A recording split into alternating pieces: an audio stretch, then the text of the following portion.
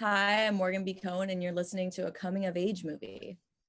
What's up, everyone? I'm Kira. And I'm Julia. Welcome or welcome back to a coming of age movie. This week, we're super excited to be joined by Morgan B. Cohen. You may know her from her Instagram or TikTok, where she has over 1 million followers. Morgan, thanks so much for coming on. Thank you guys. How are you doing today? I'm good. I mean, I woke up a little earlier than I usually do, but it's okay. That's good. Getting an early start to the day. Getting an early start to the day for sure. Yeah. That's good. It's It's always better good. than what I usually do. Yeah. I like waking up early. It's like tiring, but it's good because then you feel like you have so much more time to Yeah. just go and be Yeah, productive. literally. Like, I feel like I've done way more in the past, like, 2 hours than I've done in the past couple days, which is so sad, but it's fine. It's Yeah. fine. Hey, it works. I don't mind it. So anyway, we're big fans of you on social media. I So love let's that. just what would you consider your like job to be? Like, do you do social media full time? Are you a content creator? What would you It's say? It's so weird because when people ask me what my job is when I'm like outside of the house, I say I'm a TikToker, and I feel kind of pathetic when I say that because I'm 24 and I'm saying that, but whatever. Um, but yeah, I guess my full-time job is definitely influencing. I guess you can say that. But I also do Depop on the side, which I have always been obsessed. Like, I have a really bad shopping addiction, like to the point where it's like I've taken up 4 rooms in my house. It's god awful. But I also have an insane addiction to vintage shopping. I love vintage shopping more than anything. It's like my safe place.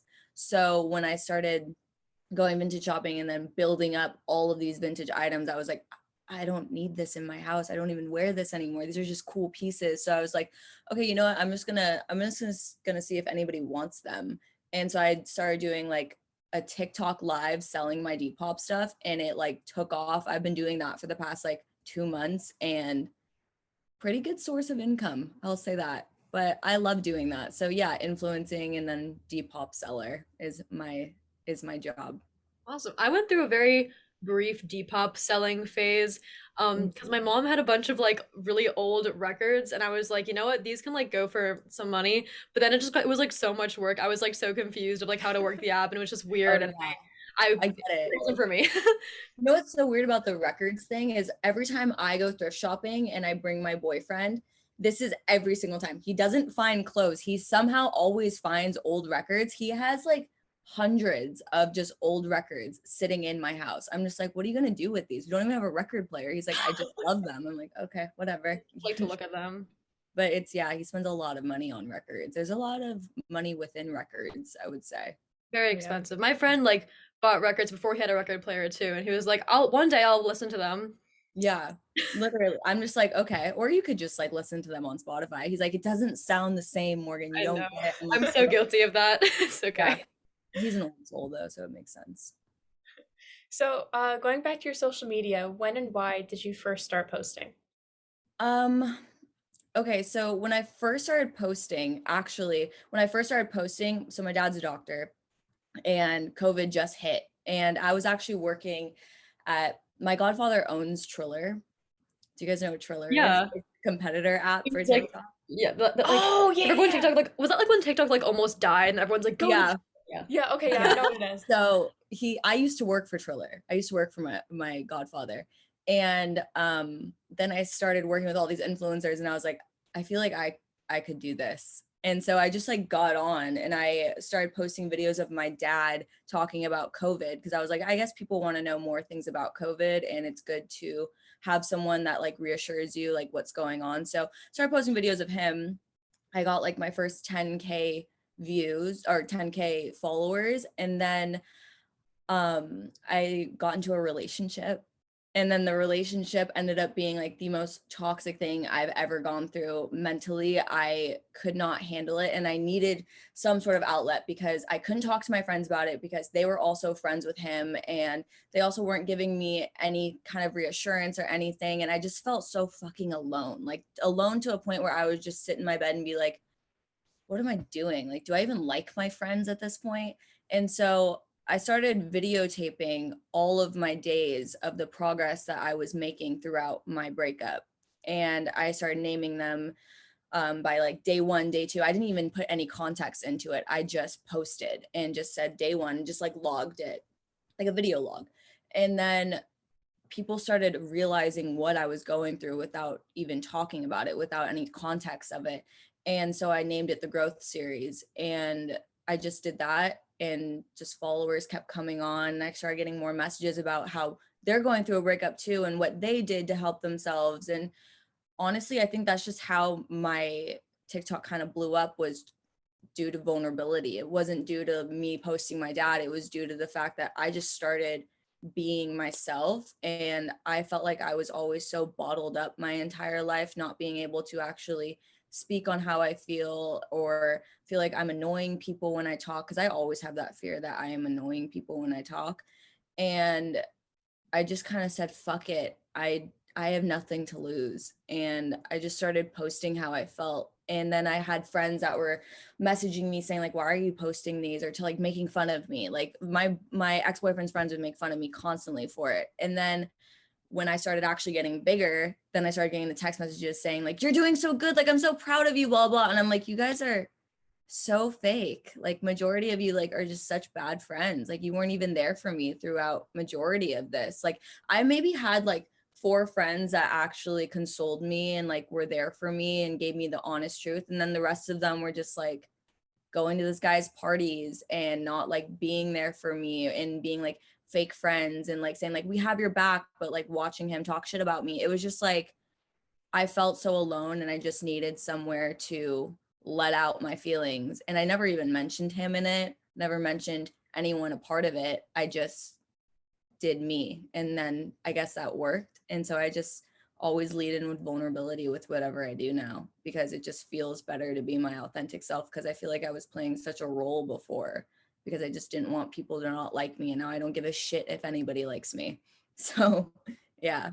Yeah, I was gonna say like, posting all that's obviously very vulnerable, like you were saying. So like when you were going into it, did you feel like, oh, I'm like showing something like showing a very personal side of myself right now? Or was it more like it's something I need to do? Like I don't even care who's like watching it. It's just like I need to be putting this out there just to like let it go kind of. Like how do you feel doing that?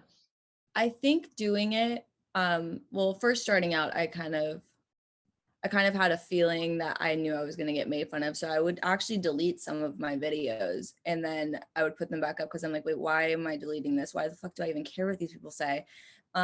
It was definitely more fear of being made fun of by my peers than fear of being made fun of by strangers on the internet. I don't care about people that like give me shit on the internet, because they're just people behind a screen. And I know for a fact that if I saw them in person, they wouldn't be mean to me. They would probably want to try and be my friend. Like, it's just like, I don't believe half the shit I see on the internet, because I know that the people on the internet are different from the people that are in front of you. So I think how I felt about it was fear at first, and then relief. Yeah, kind of like that. Yeah. It's like a natural, it's just like a little healing thing for yourself. You're making content, but it's also like, Yeah. yeah. Yeah, it gave me more, because I've been through breakups before. Like, my first breakup was extremely hard on me, and I feel like if I had this kind of outlet, it would have been easier for me, because I knew I wasn't alone. But this one actually was much easier for me, because I had this outlet, because I had someone to talk to, and just needed a pair of ears to listen to me, or just relate to something that I'm going through. So yeah. So, what would be your tips for someone going through a similar situation? Ugh. Honestly, when I say, so I actually had this conversation with my boyfriend the other day. I'm like, how do you think that you would get over a breakup? And he's like, honestly, Morgan, there's no way to really get over a breakup. It really just has to be an instance where you don't see them the same anymore, and you don't feel the same as them anymore, and you don't feel love towards them anymore. And it's not like one thing happens and then you just don't love them anymore. It has to be a series of things for you to be like, I just don't feel the same way anymore. There's no book on how to get over someone. There's just no book on how to get over them. Like, I'm sure there is books, but there's no But actual they're not gonna not help like you do it clear, like you right. know what I mean? Because even when you're reading these books, you're still thinking about the person, you're still thinking about like, oh my God, okay, so this is gonna actually get through to me, and he's gonna want me back if I do this. Like, no, like, there has to be an instance in your life with this person, whether it be cheating, whether it be them lying to you, all these like certain things, like just a buildup of things in order for you to just be like, I don't even think I love you anymore. I don't recognize the person that I fell in love with. This isn't who I want anymore. And that is so hard, but it really is just that. Or like even falling in love with someone else and not having the same feelings for that person. Like there's no real way. I mean, there's ways to make yourself feel better after a breakup, finding a hobby, finding a passion, finding something to distract yourself. But the real way to get over someone is an instance to happen for you to actually realize this isn't what I want anymore. Mhm. And yeah, Yeah, I feel like it's a little bit easier to recognize, oh, this is obviously a bad relationship. Oh, like, they're lying, they're cheating, whatever. But it's also kind of hard sometimes to notice the little things that make a good relationship. So, what would you say are those little differences that make, a good partner versus like a bad partner? what's crazy is I used to settle and I didn't even realize I was settling for the bare minimum until my boyfriend right now. When people send you like good morning texts, you think, oh my God, he's thinking about me right when he wakes up. Like, this is amazing. It's literally takes 2 seconds to send a fucking good morning text. Like, that's just like what it is. And like aside from other things, like let's put one instance in perspective. My computer broke. I broke my computer, by the way. My screen completely shattered.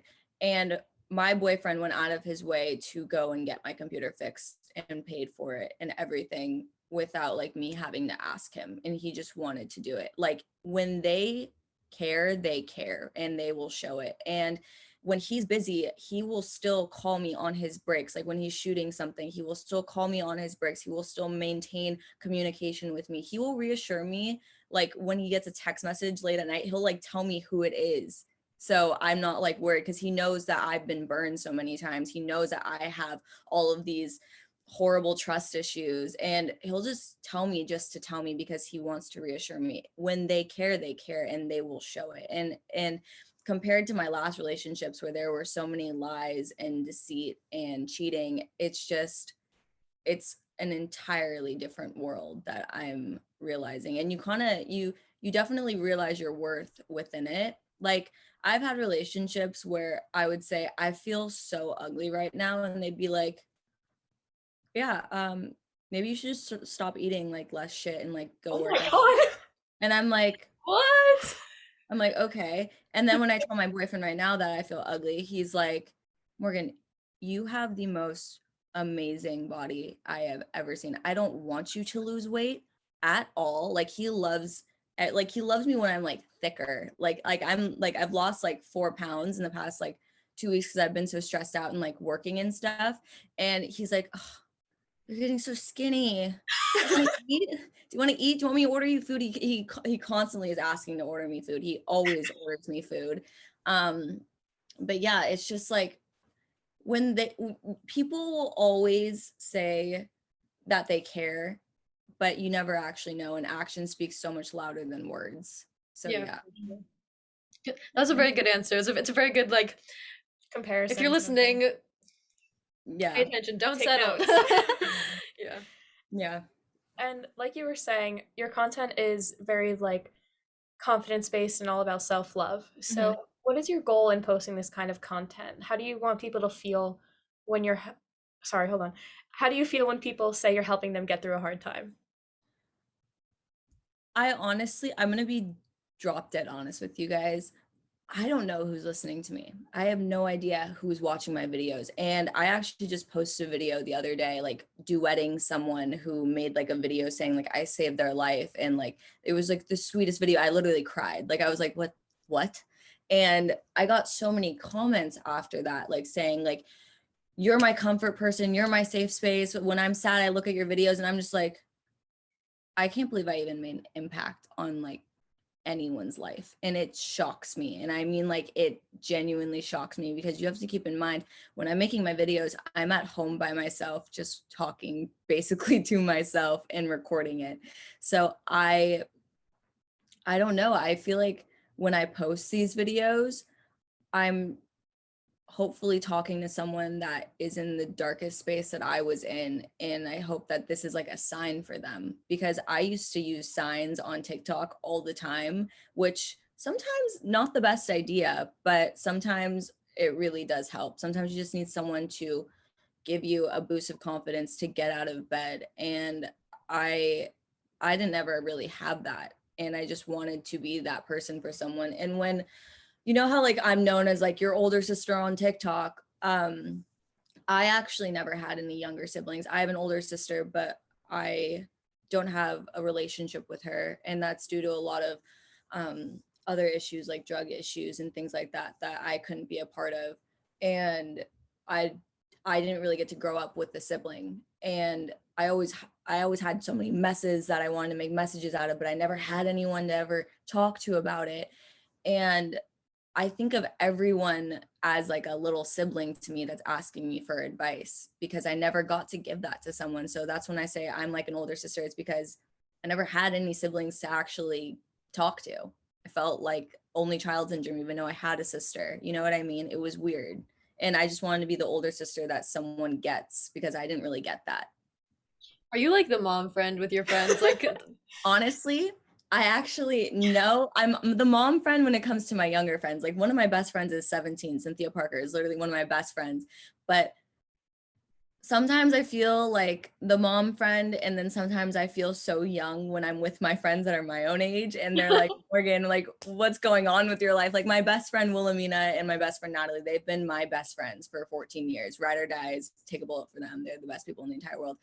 They are like the moms to me. okay. And Wilhelmina was actually someone I based a lot of my perspective off of because she always had the best perspective on how a woman should be treated because her mom is the breadwinner in their relationship. And so she had a strong mom role model. And so I always looked up to her mom, and then how Wilhelmina came from her mom and her dad. I was just like, this is insane. I want this. And her perspective always kind of gave me a lot more to work with. Does that make sense? Yeah, I think meeting her turned me into a better person. that's great. Yeah. And what's like your biggest, just in general, your biggest self-love, self-care advice? My biggest self-love, self-care advice. If you are ever feeling like shit, make a video. Make a video. You don't have to post it anywhere. Make a video, like a video diary, and just make it and then watch it after. And honestly, for some reason, that's so comforting. I don't know why. It's just comforting because when you hear yourself complaining about all these things, you start getting annoyed with yourself. And then you're like, I don't even want to listen to myself. I need to go do something. Like you start like it starts drilling into your head that you're like, okay, wait, I gotta get up. Like this is what I look like right now. This is how I'm talking right now. Like I can't do this. And then also when I was really sad, I would go on walks and that would like help me clear my head a lot because you realize like, oh my God, there's an entire life outside my house and my room. This is crazy. And then another thing that I would do is I don't know, this is for kind of like the girly girls, but when I felt like shit about myself, I would honestly just like get ready for no reason and then just look hot by myself. And it made me feel better. I don't know why, it just did. So yeah. I do that all the time. Like I'm in a Yeah. bad mood. I'm like, you know what? No, I'm taking a shower. I'm curling my hair. I'm putting on this Yeah. nice outfit that I bought the other day. We're going all Yeah. out right now. I feel like I've been like that since high school, where it's like, if I look good, I feel good. If I look like shit, I don't even know how to feel right now. Yeah.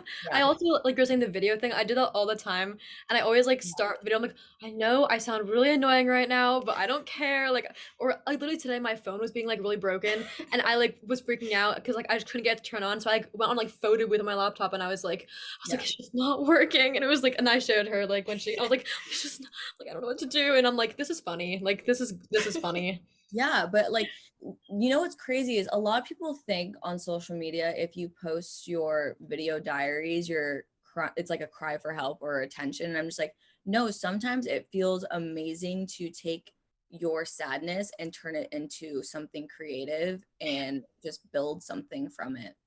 Like, Yeah. why the hell not? Like, what do you think fucking writers for movies did? What do you think the guy from The Notebook, like Nicholas Sparks, you think he just wrote this because he was just like super happy in life? Like, no, he like wrote this because he was going through something and he wanted to make something out of it and turn something that was probably a dark period in his life that he could relate to into something that was beautiful and made this amazing fucking movie. Like, it's turning your sadness into creativity is the best thing for you. There's this quote, and I don't want to like misquote it, or like I think it's like Meryl Streep at like some award show, or it might not have been like it's been changed a bunch of times, but it was like take that broken heart and turn it into art. And that's like my favorite, like I write like turn it into art just like everywhere. And I yeah, it's live by It's that one. it's so true. I totally relate to that. That's awesome. So what are some things that you have learned about posting on social media in the past couple of years? Don't post your relationship too soon. I think that's one thing. When I was dating Ethan, I literally like posted it like right away because we were just like, it wasn't even about social media. I just like have a thing where I just love to post everything. I love posting. It's just like I love creating content. It's just me. Like that's me in a bottle. And I posted that, and we didn't last like that long. Like we ended up like not being together, and those videos were still out there for the internet to see. And when we stopped posting together, Everyone people notices. just kept asking about it. Like people still ask me, "Are you still dating Ethan?" And I'm like, "What?"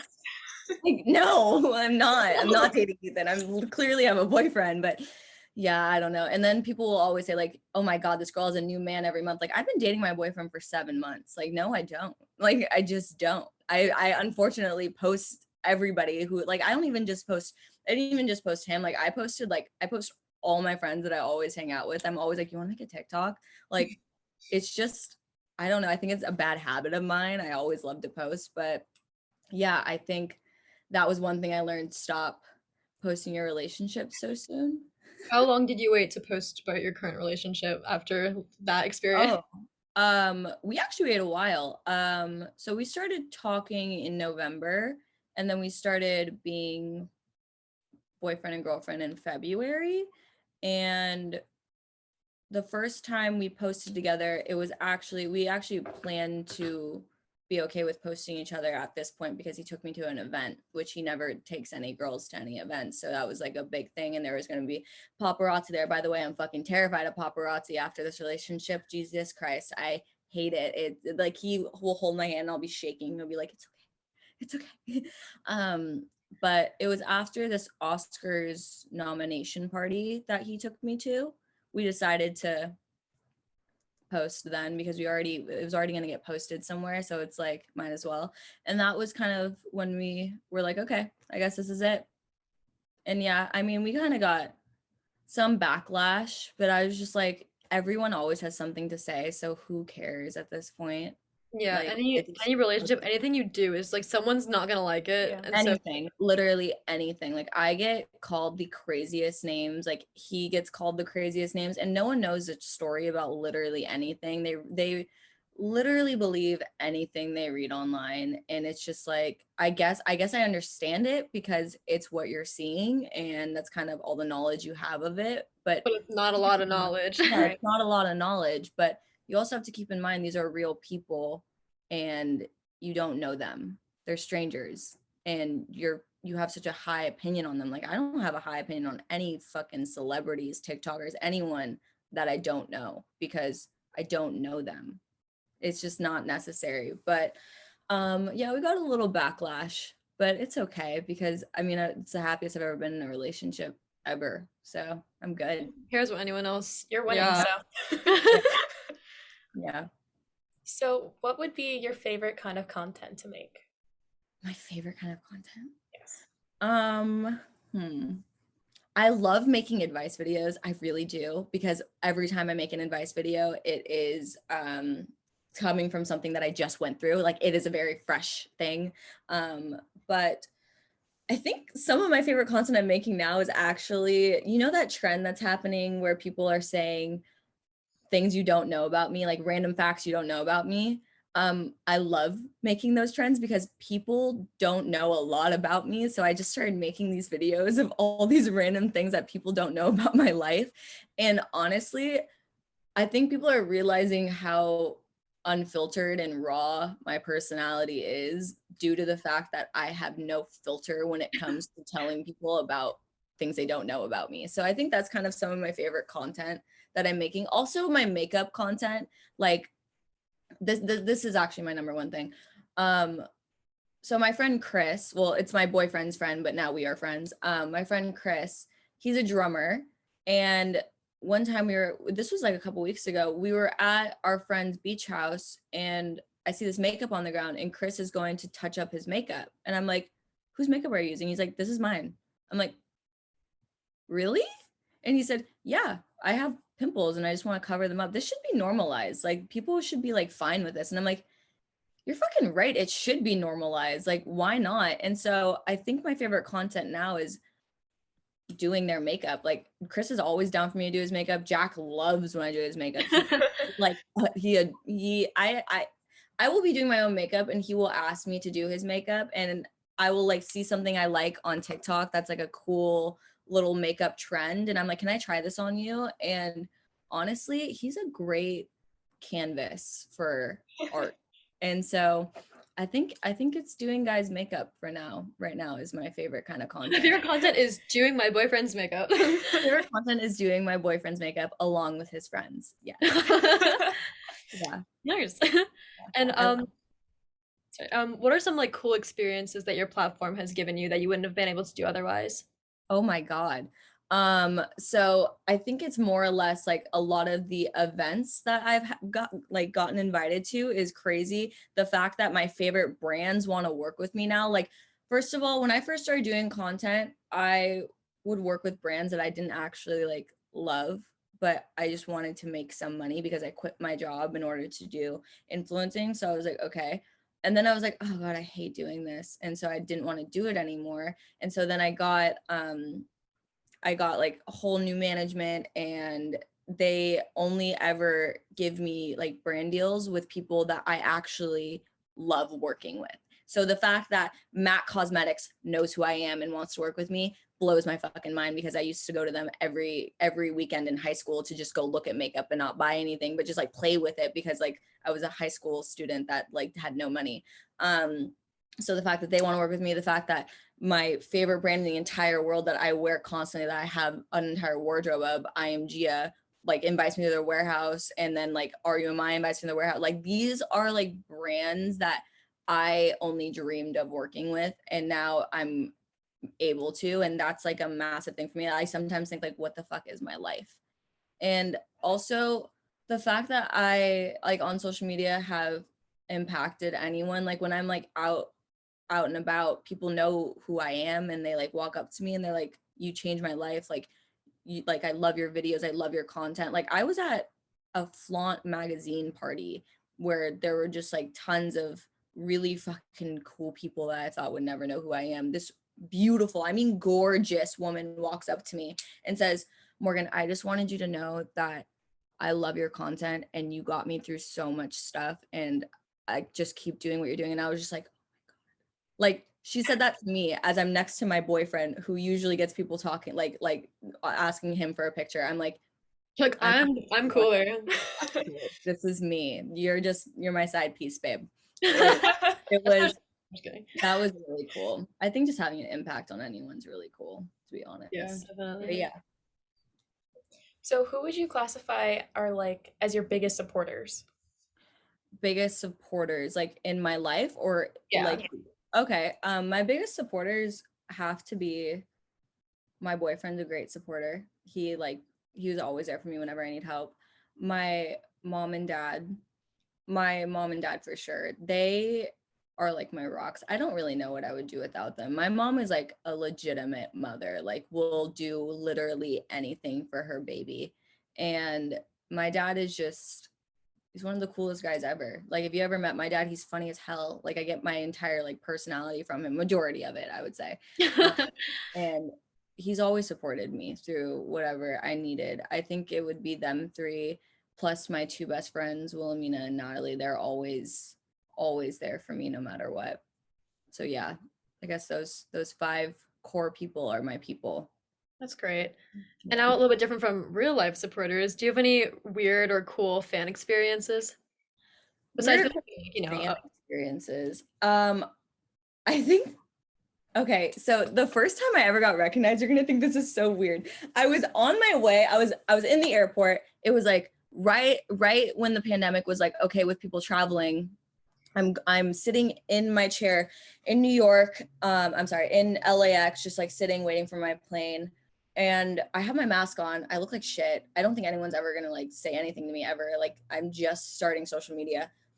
This guy, by the way, I'm Jewish. I feel like it's not offensive if I say this. This Orthodox Jewish man is just like staring at me and like looks at me and like shows me my TikTok and he's like, is this you? You? I'm What? I'm a huge fan of you. And literally was like, I love your content. And I'm like, there's no way this is real right now. And I was like, you should have seen my fucking head. It fucking blew up. I like text my boyfriend at the time. I'm like, you have no idea what just happened. Like it was quite the experience. And also I think another fan thing that happened, I don't even know if it was like a fan thing. I think she just knew of me, but I was walking in New York on like Broadway with my friend Tijon, and out of nowhere, this girl screams, Morgan. And we look because I think that like I know this girl. I'm in the headspace where I'm like, people don't know me on social media. I don't know them. Like this isn't a thing. And I think that people just like know me from like meeting me at a party or something. She's like, Morgan. I'm like, hey, like, what's it like trying to figure out how I know this girl?